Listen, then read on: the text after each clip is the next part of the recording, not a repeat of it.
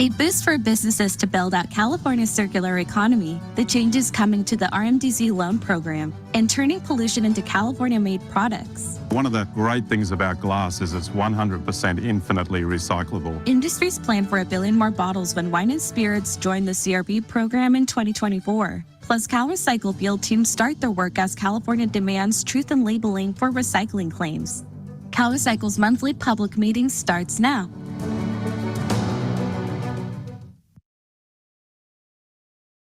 Good morning, everyone. Thanks for joining us for CalRecycle's August 2023 public meeting. This meeting is for Californians by Californians as we work together to protect our communities and fight climate change. Due to technical difficulties, closed captioning will not be available during today's live webcast. The captions will be available on the recording of this August public meeting, and it will be available on our YouTube channel as soon as possible after the meeting. So here's a quick reminder before we dive in. El idioma no debe ser una barrera cuando se trata de proteger nuestro aire, nuestra agua y tierra. CalRecycle está transmitiendo simultáneamente esta junta pública en español e inglés. Puede encontrar el enlace en línea en español e inglés en la parte superior de nuestra página web calrecycle.ca.gov. Language shouldn't be a barrier when it comes to protecting our air, water, and land. CalRecycle is simulcasting this meeting in English and Spanish. Click the public meeting banner at the top of calrecycle.ca.gov for a link to our webcasts in both English and Spanish. Our first agenda item today is the Director's Report. Director Rachel Mackey-Wagner joins us now for some important updates. Good morning, Rachel. Good morning, and thank you all for joining us remotely and in person. It's wonderful to be here now in the middle of August. We are very excited to be kicking off, not quite the fall. For some of us who have kids, it feels like the fall because they're heading back to school, but it is wonderful to be kicking off the fall with you, and so much happening at CalRecycle over the next couple of months, from regulatory development to grant and loan programs, and as many of us know, finishing up the legislative work of the year. So very happy to be with all of you today. I have a couple of quick announcements on actions being taken by the department right now.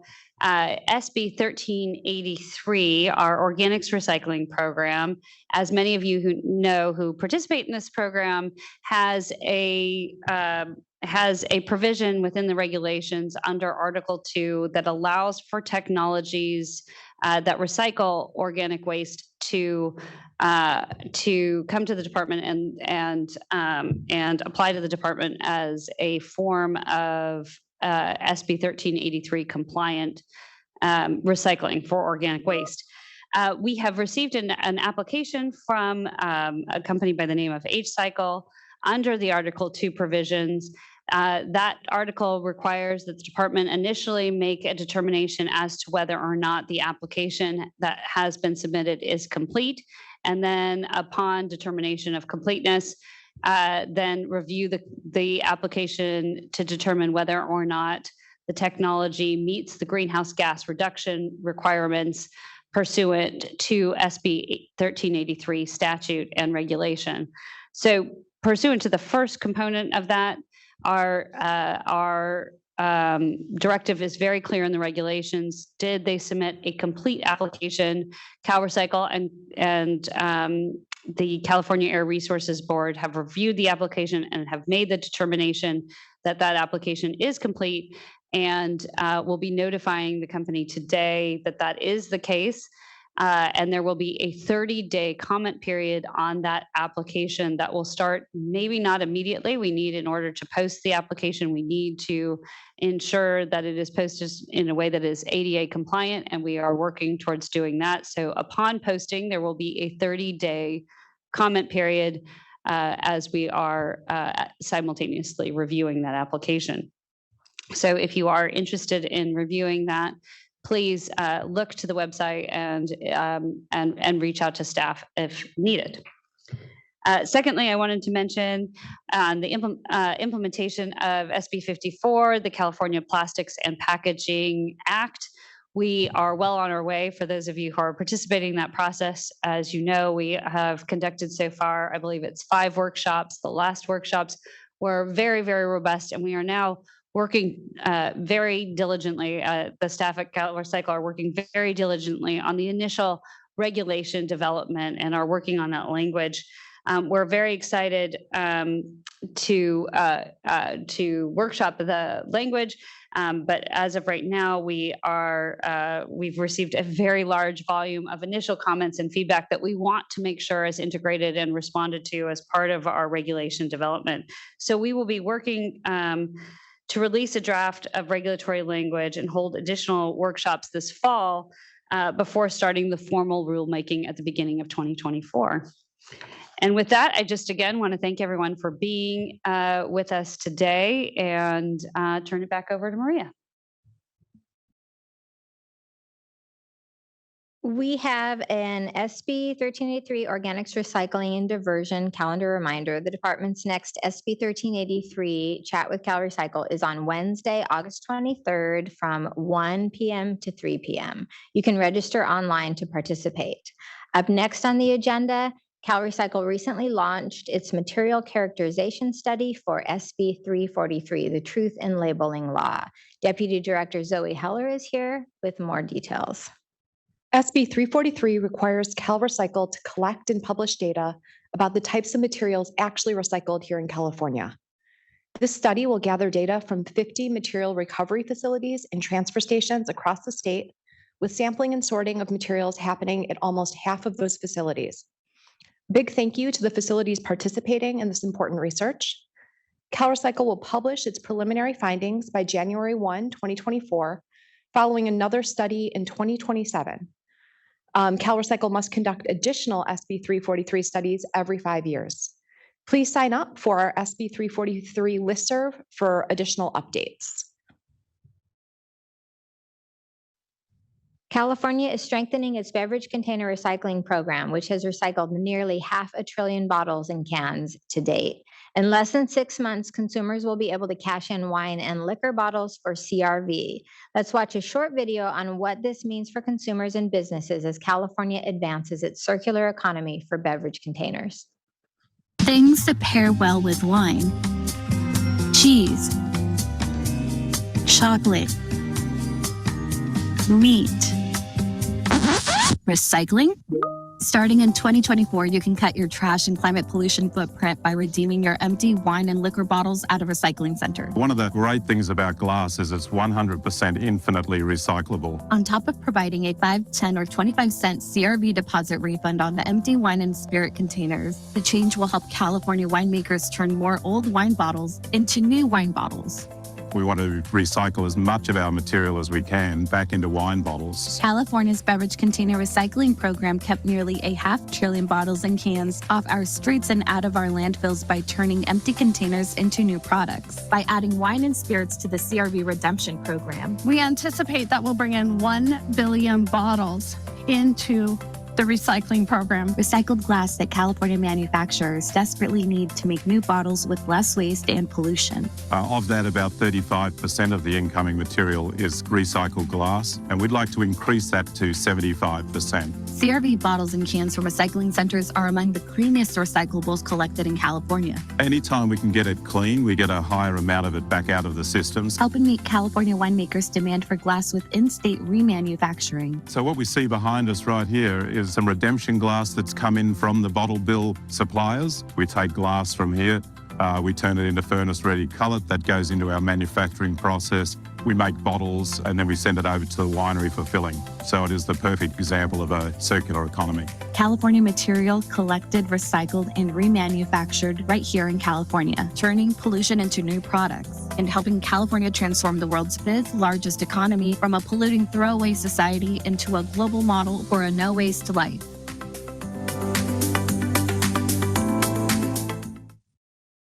Be sure to sign up for our beverage container recycling program listserv emails for the latest SB 1013 announcements and engagement opportunities. Now, Division of Circular Economy Deputy Director Zoe Heller has information on an upcoming workshop. Senate Bill 1013 includes various reforms to the beverage container recycling program to provide more redemption opportunities for consumers and more recycled content for manufacturers.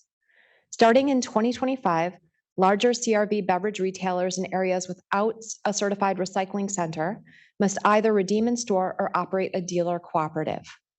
Our next dealer cooperative workshop on August 31st will focus on draft regulatory language, processes for dealer registration, and the application, registration, and operation of dealer cooperatives. We invite interested parties and the public to participate and provide feedback. You can register online for the virtual workshop. You can also click on today's agenda for the Beverage Container Recycling Program's latest registration and enforcement quarterly reports.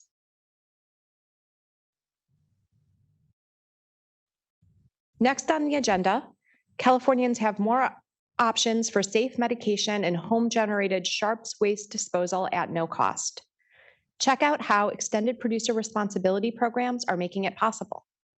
It's now easier than ever for Californians to prevent unwanted or unused medication from getting into the wrong hands. Just drop meds off in a collection bin or mail them back. You can also prevent accidental needle stick injuries by using free mail-back programs. CalRecycle approved California's first ever statewide industry-run programs dedicated to safe medication and sharps waste disposal. It's easy and convenient. Just look for medication drop boxes at participating pharmacies, hospitals, sheriff's stations, and other locations. You can also receive free mail-back materials when you buy new needles. Scan this QR code now for more information.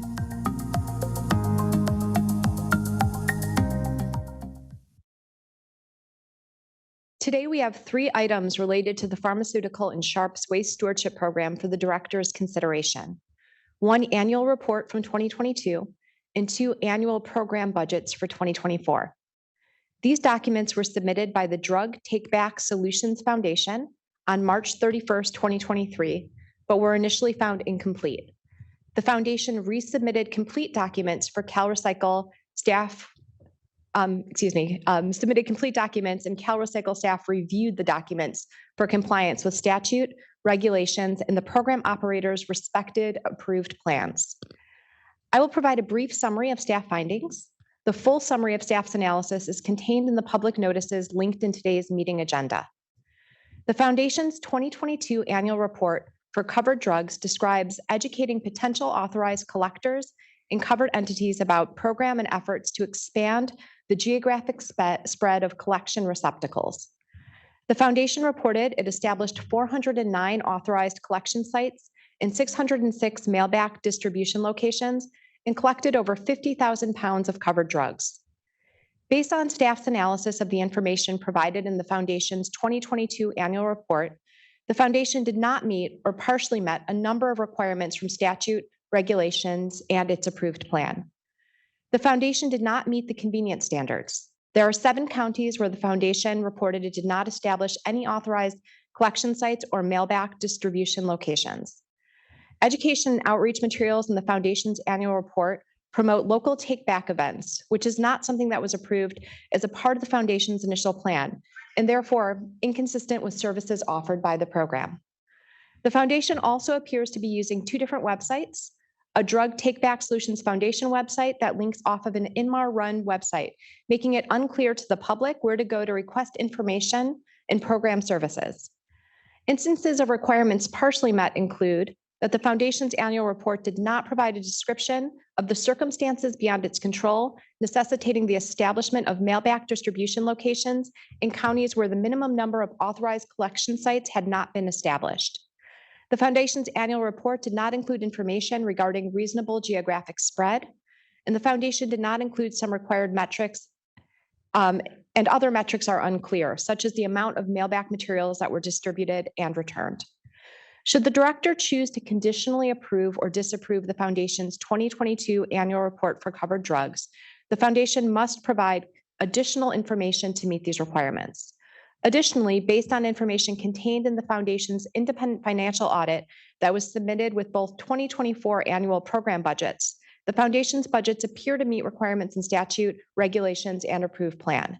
However, as noticed in the request for action, CalRecycle may conduct its own audit of the foundation stewardship programs to ensure the foundation is operating both its drugs and Sharps program in a prudent and responsible manner as required by statute. Again, you can read staff analysis on all of the items in the public notices linked in today's agenda, and please subscribe to CalRecycle's pharmaceutical and Sharps listserv to receive additional updates. Action must be taken on these items by August 29th. A quick reminder, you can submit your public comments on any of today's agenda items. Here's how. California wants your input on recycling and trash pollution issues. Join CalRecycle's decision-making process by submitting a public comment on any of today's agenda items. Microphones are available for those of you in the room. If you're joining remotely, just click the public meeting banner at the top of our website, then click the public meeting portal to send us your feedback. We'll address public comments at the end of the meeting.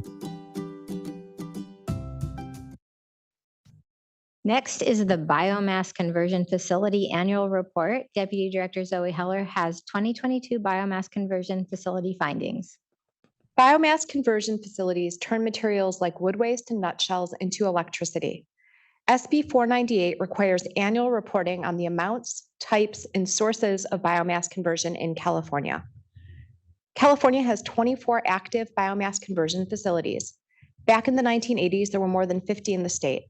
The decline is due in part to cheaper sources of energy like natural gas and solar. The cheap cost of landfilling is an alternative to biomass, and fluctuations in subsidies to these facilities. For 2022, facilities reported on material accepted from 4 source categories.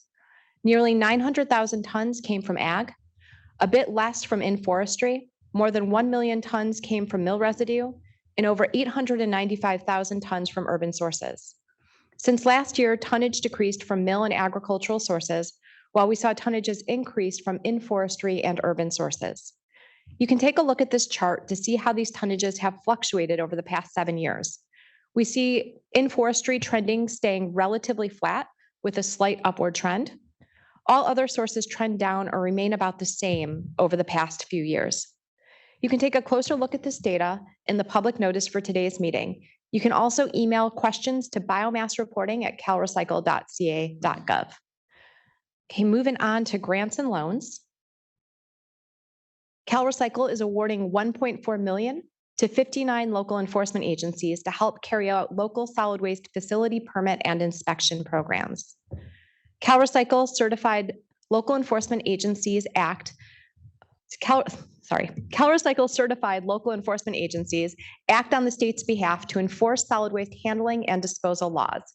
Each applicant will receive a base grant of $15,000 plus an additional amount based on the population and number of facilities. 2 applicants, San Diego and Imperial counties, provide services in the border region. As a reminder, applications for 3 of our grant programs are due this week. For updates, subscribe to CalRecycle's events calendar.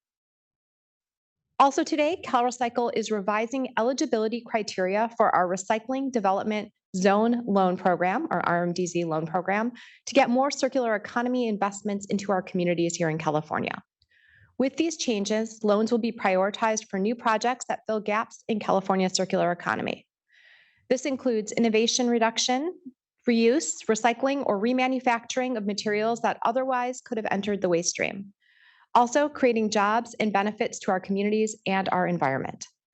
Some of the gaps will be identified in CalRecycle's Zero Waste Plan, the SB 54 Needs Assessment, SB 1383 Capacity Plans, 5-Year Tire Plan, and other resources published by CalRecycle that we generally announce at our public meetings. Loan amounts will be determined through staff analysis and the applicant's need, financial capacity, and cash flow ability to repay. Back to you, Maria. Thanks, Zoe. Disaster Debris Removal Operations Deputy Director Heather Geldert is here with some updates. Good morning, Heather. Good morning, Maria. Thank you.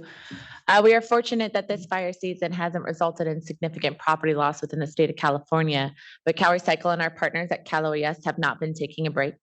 We are very aware that California's fire season is no longer a season, it's year-round.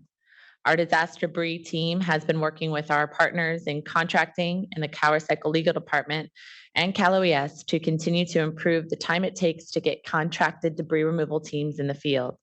Last year, CalRecycle announced a process to pre-qualify debris removal contractors.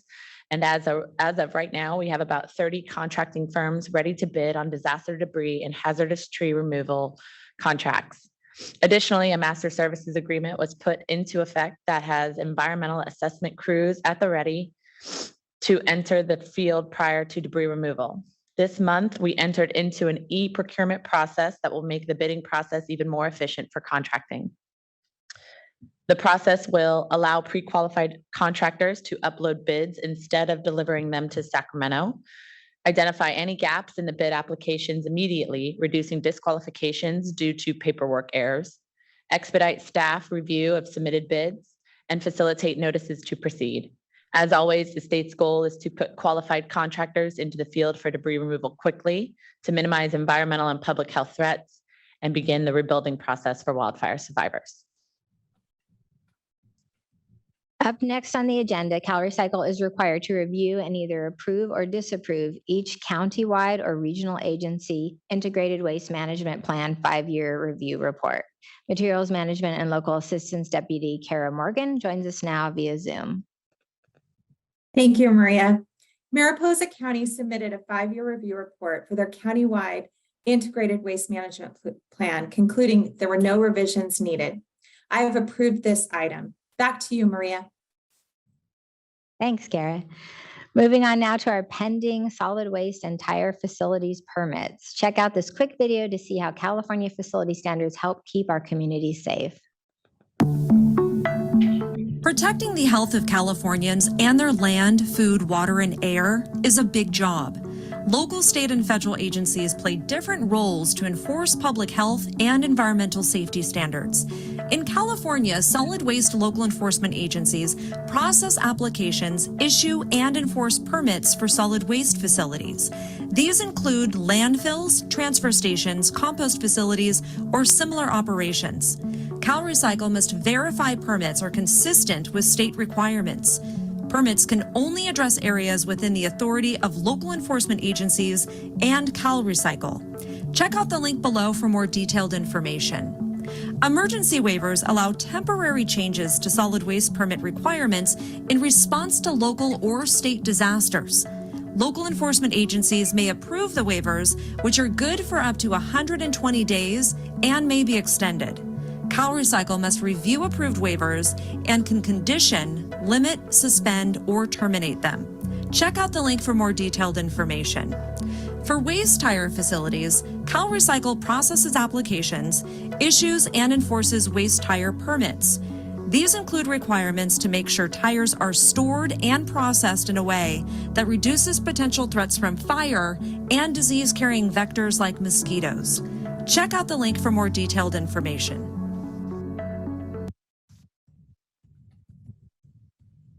Paulina Lawrence joins us now with a statewide update on facility permits.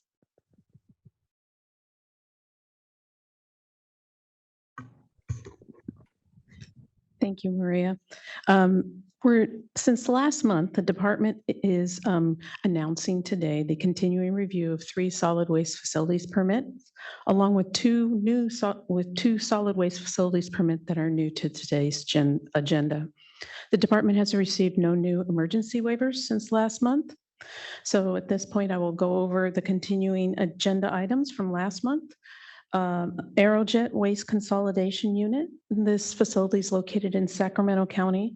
It's a new solid waste facilities permit. Action is needed August 31st, 2023. Also continuing on the agenda is the City of Reading Transfer Station, Materials Recovery and Composting Facility. This is in Shasta County. It's a revised solid waste facilities permit. Action is needed August 26th, 2023. Lastly, continuing on the agenda is Paris Transfer Station and Material Recovery Facility in Riverside County. This is a modified solid waste facilities permit. Action is needed September 10th, 2023. The 2 new solid waste facility permit actions are Valencia Greenery, which is in Orange County. It's a new compostable materials handling facility permit. Actions needed September 22nd, 2023. Preliminary review of the permit package indicates the following proposed design parameters. The proposed facility will be a compostable materials handling facility. Permitted hours of operations for receipt of feedstock is Monday through Saturday, 6 a.m. to 4 p.m. And for ancillary operations and facility operating hours, it will be 24 hours a day, 7 days a week. The permitted maximum tonnage is 228 tons per day. The total permitted area is 14.1 acres with a composting permitted area of 9.9 acres and a design capacity of 40,413 cubic yards. Next is Global Material Recovery Services. This is in Sonoma County. It's a modified solid waste facilities permit. Action is needed September 25th, 2023. Preliminary review of the permit package indicates the following proposed changes. Removal of the maximum daily tonnage limits for specific waste types with no change to the permitted tonnage, maximum daily tonnage limit of 543.5 tons per day, and then there'll be updates to the transfer processing report. Thank you, Maria.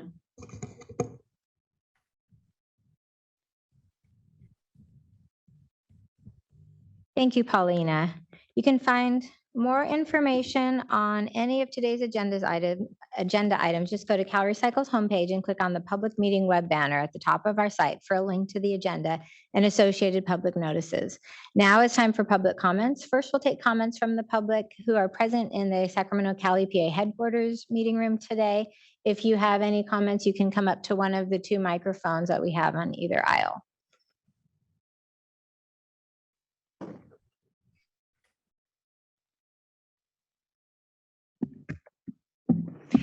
Good morning, Julia Levin with the Bioenergy Association of California. It must be August. It is so quiet here today, or people are afraid of the heat.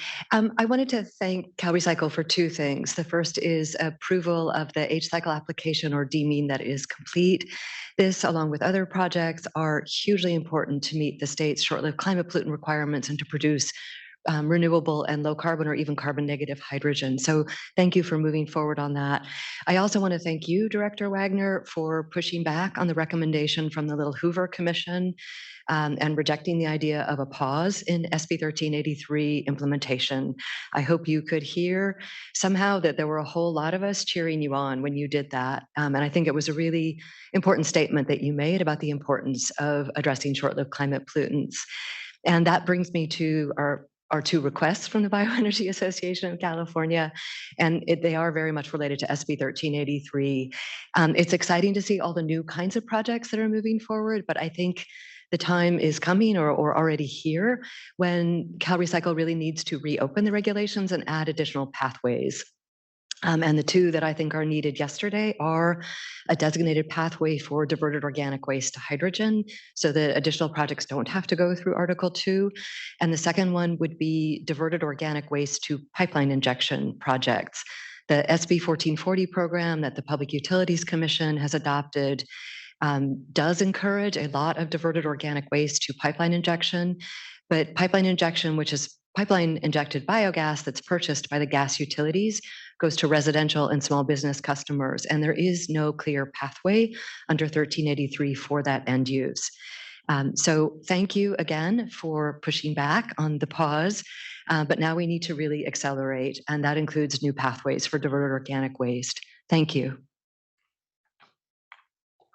Thank you, Ms. Levin. Always appreciate your engagement. Appreciate having you here today.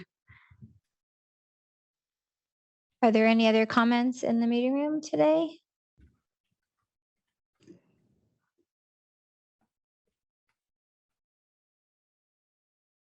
Oh, excuse me. Good morning. Jeff Donlevy from Ming's Resources East Bay, part of Ming's Recycling Sacramento. Director Wagner, thank you for hosting this again.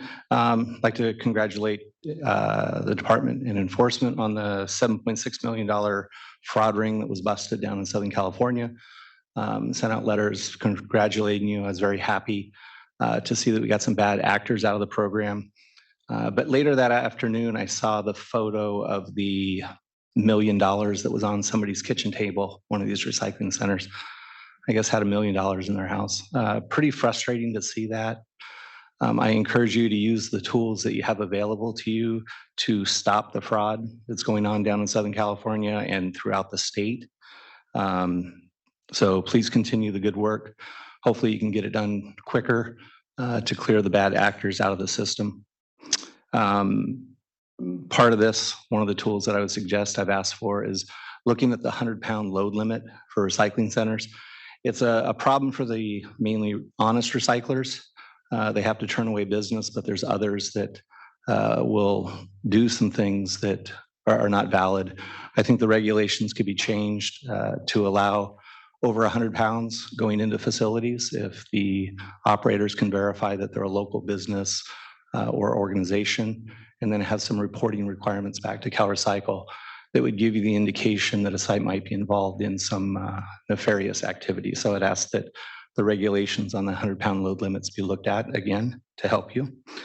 And then at last meeting, Director Wagner, I think you said it 5, 6, 7, 8 times, talking about transitioning to a new system. Wondering if you could expand on that, what you see the system going into, how soon you see these new systems being deployed. I think the question, Mr. Dunleavy, is in response to the comments that I made about the dealer cooperatives and how they're going to help facilitate and foster change within the beverage container recycling system.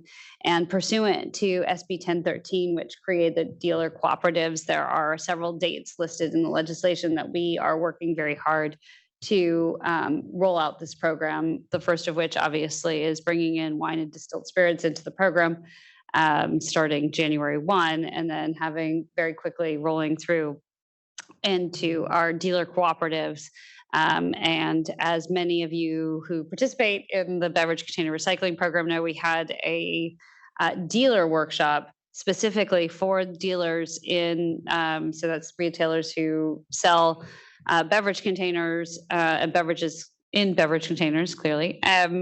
On August 10th, and we will have another one on August 31st to go over specific regulatory language. So we are working very hard to ensure that we are building a system that works for all of the interested parties who will be participating in it, and to do it consistent with the statutory deadlines that have been provided for us. So over the next year, we'll be rolling that out. And looking forward to engaging with all of the participants in our program on that. Okay, thank you. Yeah, because I'm always looking to create new redemption locations so consumers can get their deposits back. The low-hanging fruit on the circular economy for California is the material that we've lost in the bottle bill. In 2022, 2.8 billion aluminum containers were lost in the program, 4.1 billion PET bottles were lost, over 400 million glass containers were lost from the program. That is truly the low-hanging fruit.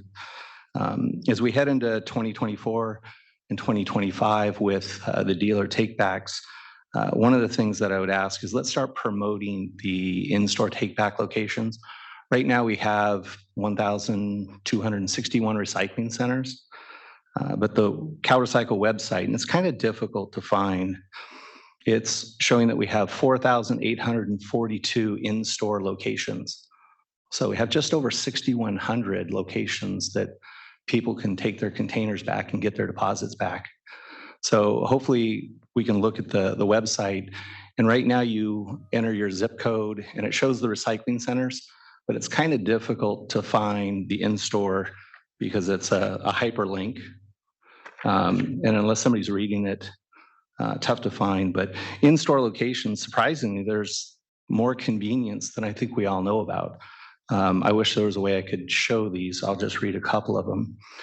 Like the city of Berkeley has 24 locations. Fresno has 131 in-store locations.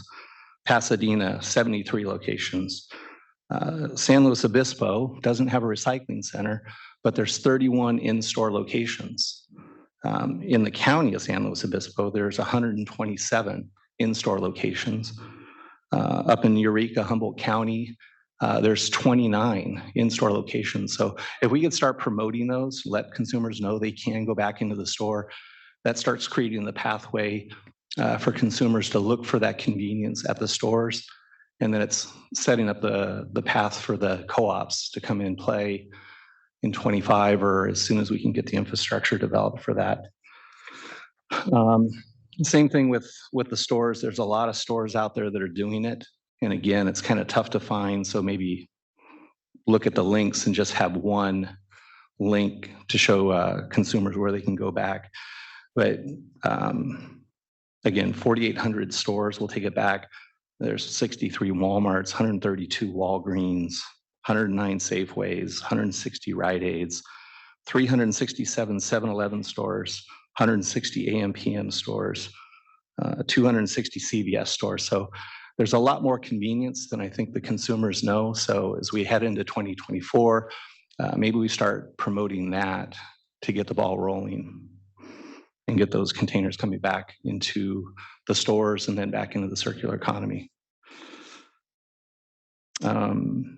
At last week's meeting, the co-op meeting, there was 2 dates that were posted. One was for September for innovation grants for RVMs and bag drops.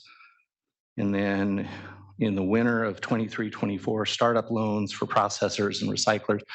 Is that money coming from the 73 million available in the budget? There was more than 73 million available in the budget, and we're having workshops across the PMDP program. We're having workshops on the grants that are going out from the 73 million. There are pieces of it coming from different programs. So I think what the September, you mentioned a September date and a January date? Correct. A September innovation grants for RVMs and bag drop, and then winter of 23-24 startup loans for processors and recyclers. Yes, so that would be out of the 70, it's I think 140 plus from that was appropriated last year, yes. Wow, gets even better. That's wonderful. Putting the recyclers 7 months behind the RVMs and bag drop systems is very disrespectful to all the recycling centers that have given so much to this program. It should be equal opportunity for those funds, and to put them 7 months behind is truly unfair. We won't have a good RVM system or bag drop system without a strong recycling center system. So we need to have equal opportunity. There is absolutely equal opportunity, Mr. Dunleavy, that isn't specific to the dealers, that is across the program. Correct. And we're not putting anybody behind anybody else. So we would really appreciate if you have these comments specific to the grant program, and the reason we have the workshops is to bring these specific comments as part of those workshops. So I would ask that you would bring those comments to the workshops on the grant criteria. Correct. I plan on doing that, but at the monthly meeting with you in attendance, I want to do that. But it is a 7-month delay because it should be one workshop for those funds for both recycling centers, processors, bag drops, and RVMs. So they all start from the start line at the same point. We are looking at different grant programs for different types of technology for different parts of the system. And again, I think this is a much more appropriate conversation to have as part of the workshops in September and January. And please bring those comments, and I think we can have a very engaged conversation at that time about that. Good, thank you. Last thing, as far as processing payments, keep asking if you could accelerate when they go into effect. The October processing payment should increase from the current level of 13 cents up to 18 cents October 1st. Hopefully that is going to happen, seeing if that could be increased up to September 1st. And then right now it's looking like the January increases should be going up to 20 cents based on the averages. If there's anything you do to increase the start time of those payments from what's typically been done on the quarterly basis, move that up either to September or even the January ones, move those up to November. That would be helpful to all the recycling centers and other certified programs. Appreciate the request, and we'll take that under advisement. Okay, thank you. Are there any other comments from anyone in the meeting room today? Okay, well, we will move to our public comment portal comments. Oh, did you have a comment? Oh, no. Okay, you're getting up. On the run. So Chief Deputy Director Mindy McIntyre is here to share public comments submitted online. Yeah, so I'll take the the first one, because I'm going to answer the first one. It's from Mr. Leonard Lang, who asserts that the Division of Recycling since 2013 has failed to meet statutory requirements for processing certification applications. I would contend that that is not accurate, first and foremost. But his question goes to what steps will be taken to prevent whatever problem he's asserting from happening with the registration of dealers and co-ops. And I would encourage Mr. Lang to participate in our workshops on the dealer cooperatives if he has questions specifically about how we will craft and implement the regulations under SB 1013. But I do want to assert that I don't believe that his first statement is accurate. So his questions should be directed specifically to the regulations that we're developing under SB 1013.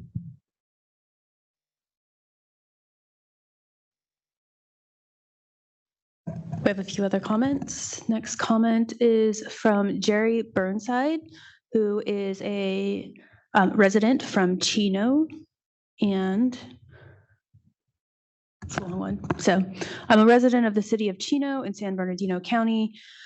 I have several neighbors who are horse owners and keep our horses in the backyard. This question goes to the fact that the horse manure is not allowed to be put in the bins anymore because it's mixed with food waste, and waste management is no longer taking that. So the question is how to integrate horse manure as part of the green waste program. I'm happy to take that question. Thank you so much for the question. I appreciate you participating remotely. I understand the frustration, but keeping in mind that what goes into the green bins and the organic bins has to meet certain standards, public health standards being one of which, to be composted or whatever form of recycling that waste management is utilizing in San Bernardino County. So I would highly encourage you to engage with either the county government or city government, depending on whether or not the county or the city of Chino is in contract with waste management on the appropriate disposal of horse manure. Again, keeping in mind that what we're really trying to do is create systems in whatever bin that we're putting waste in that acknowledges where that waste is going and protects both the public health of those members of our industry that are managing that waste and handling that waste, and then optimizing the recyclability of that. And so my guess is that in San Bernardino County, they are using a compost facility that does not have the capacity to manage what would be a biological waste. But I would really encourage engagement with local government on how do we recycle horse manure in a way that is really effective, and is there a way to manage it to do that. So San Bernardino County being a very rural county, I'm sure there are many people who are managing different forms of livestock. Engaging with them on is there a way that we can recycle that would be really great. The next comment is from Evan Edgar from the California Compost Coalition. Mr. Edgar writes, there needs to be a market development plan for the 4 million tons per year of wood waste, given the SB 1383 mandate, coupled with market loss of about 1 million tons over the last year. Mr. Edgar provides lots of statistics, which we appreciate and will analyze, and also asks that we update our plan because the last 75% plan was done in-house in 2014 and by CalRecycle and has not been updated. As usual, Mr. Edgar has pointed to something that I think is really important.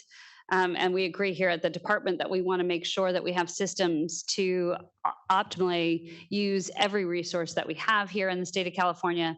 I think that the woody biomass question is part of our organics evaluation, but also part of our larger zero waste plan that we're going to be building will be a really important component, and really hoping that as part of that process, that Mr. Edgar and all of our stakeholders who are engaged on woody biomass will participate in that process, and helping us build a system that can utilize that material in the most effective way, but also in a very, very healthy way, and utilize it here in the state of California.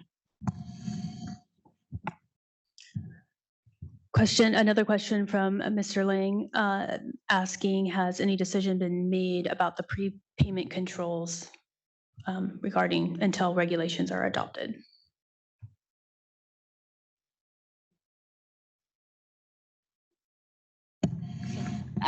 Is Amy available today? I don't know. Sorry, Mr. Lang, I apologize. I'm not entirely sure what prepayment controls that you are specifically asking about. If you send an email directly to Deputy Director Amy Cameron, I think that would be the most useful way to get your question answered. And apologize that I don't have one here for the meeting today. Last comment is from Joe from Olin's Recycling, asking for a list of dealer locations. In the same manner, we can access grocery locations in the convenience zone and recycling center status reports online. Thank you.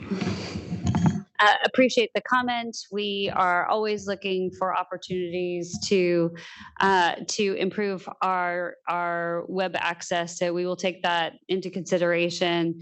I think this will be considerably easier as we roll out the dealer cooperatives, as dealers are going to be engaging together on building convenience systems for served and unserved convenience zones with recycling centers, with recyclers at large. I think this will become more convenient, and it is a piece of what we're trying to roll out with all of the advancements that we're making in the beverage container recycling program. I think that's it, Maria. That's it for our public comments. Thanks to everyone who participated in today's meeting. You can find the videos from today's meeting and the August monthly public meeting recording with captions posted on CalRecycle's YouTube channel in the next few days.